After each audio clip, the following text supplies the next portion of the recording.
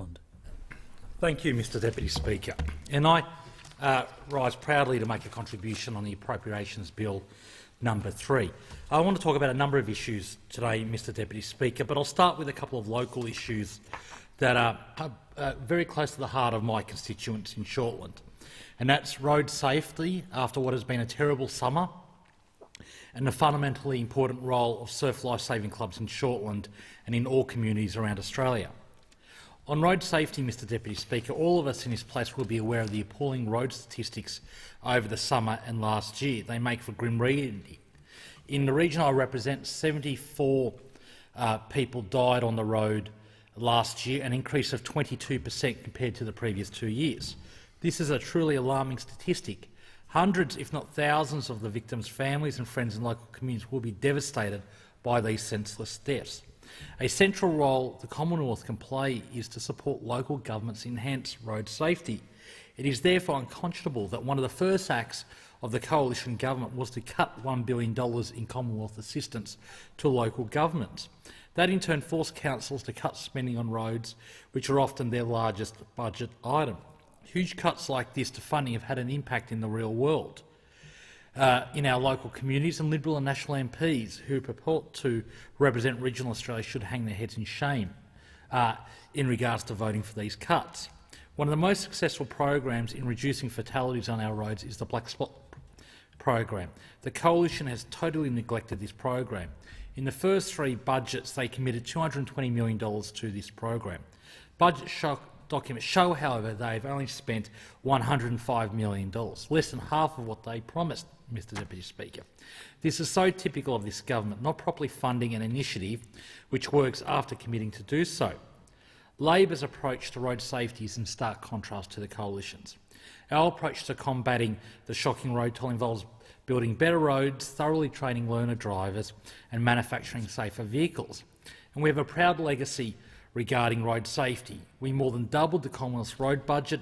We launched the Keys to Drive program for learner drivers, as well as introducing tougher penalties for importers and Australian companies who make unsafe trailers and caravans. They are just a few examples of what a government committed to enhancing road safety can achieve.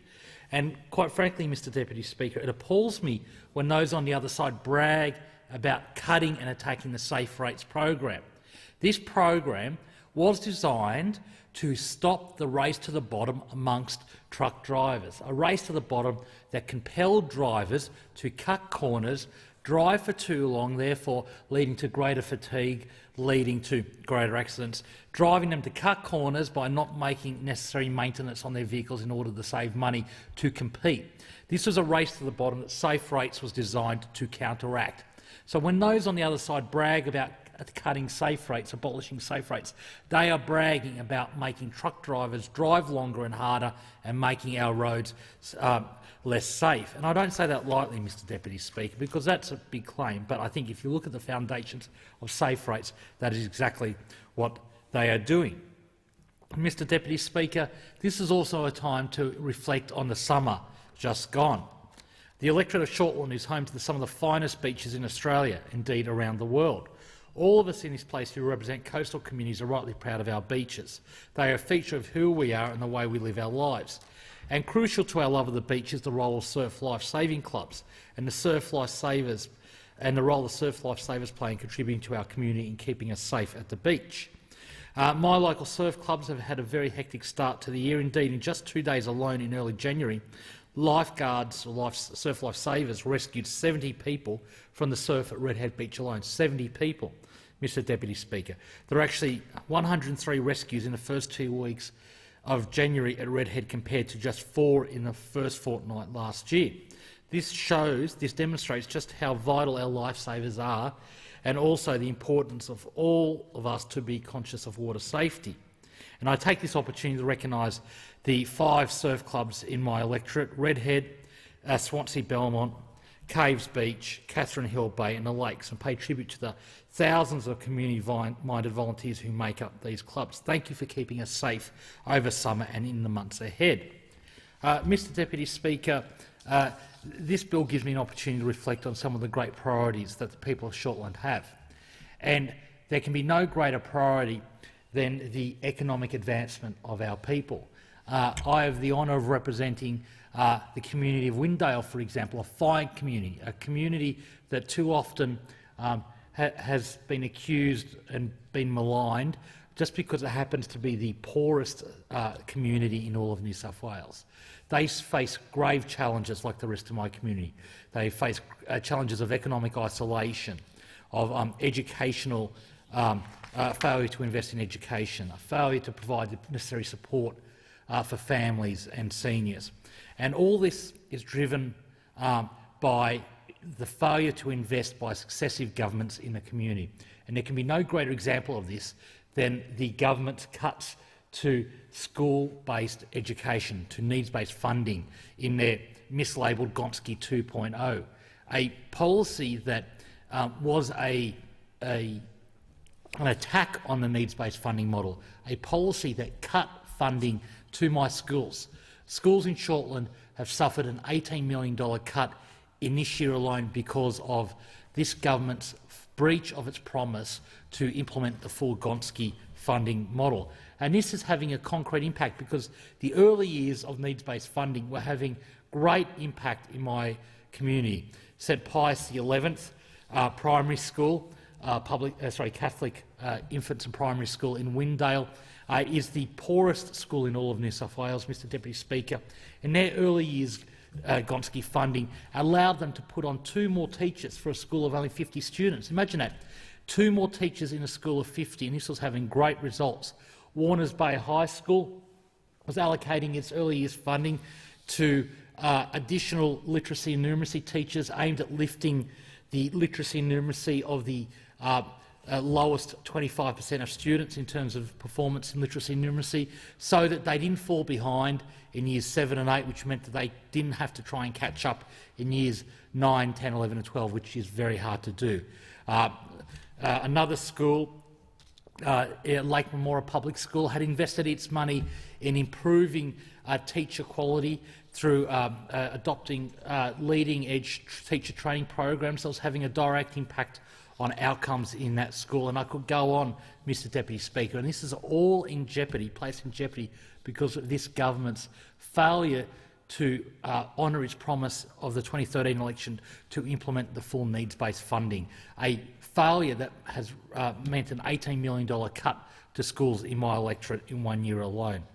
Another attack on education is the higher education funding model announced by this government, a funding model that places more and more pressure on my local university, the University of Newcastle, a fine institution, probably the best engineering university in Australia on global rankings, a university that trains more Indigenous doctors than the rest of the nation combined. It trained the first Indigenous surgeon, and it produces more Indigenous doctors than the rest of the nation combined. And this is a uni where 50% of students do not come through the traditional high school HSC path. They're either later in life retrainees from our manufacturing and mining industries. Often they're people who've had to leave school for a variety of reasons and have completed a HSC through TAFE.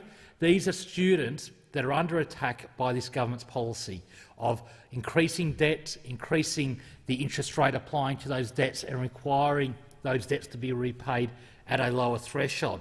International studies have shown, Mr Deputy Speaker, that increasing debt has a greater impact on students who are either part-time students or students who are mature age, because they have fewer years to repay those debts. And as a university where 50% of students have come from non-traditional paths, that means that this government's higher education changes are a direct attack on my university, more so than most. If I can turn now, Mr Deputy Speaker, to this government's ridiculous obsession with lowering the corporate tax rate for big business. A $65 billion tax cut, Mr Deputy Speaker, that imperils the government's budget. A policy looking for a justification, Mr Deputy Speaker, because we've seen record profits around the nation. This is a reporting season for a half-yearly reporting season, and we've seen record profits. In the last few years, profits have increased by 20%, but wages have only gone up by 2%, Mr Deputy Speaker. So I have zero confidence that giving a corporate tax cut that will increase the profits of large corporations will suddenly lead to higher wage growth. The evidence is just not there, Mr Deputy Speaker. Conventional neoclassical economic theory might posit that. Economic pointy heads might argue for that, but if you look at the empirical evidence, profits have been increasing at a great rate since 2011, but wages have not kept up. So why will increasing profits automatically lead to higher wages? This just demonstrates this government's obsession with rewarding their mates. They perpetuate a form of class war. They accuse the Labor Party of being class warriors, but there are no greater class warriors than the Liberal National Coalition, and they're performing a class war on behalf of their allies at the top end of town, Mr Deputy Speaker.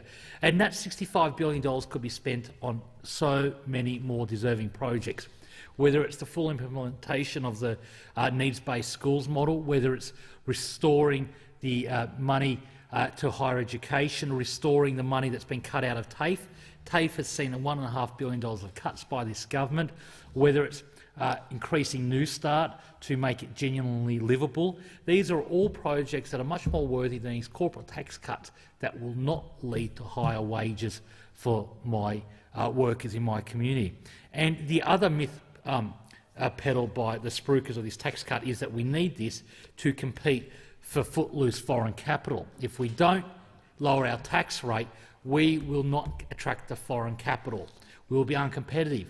Well, any economist worth their salt will say that there are a multitude of factors that drive investment decisions, and the profits is one of many factors, including the market. Is it a large enough market to make money? Is it an innovative place where they can have real advantages of locating their manufacturing or service facility, whether there's a skilled workforce, whether it's close to other markets? For many years, the United States has had a higher headline corporate tax rate than Australia, but it hasn't stopped Australian companies investing in the United States because that's where the markets are.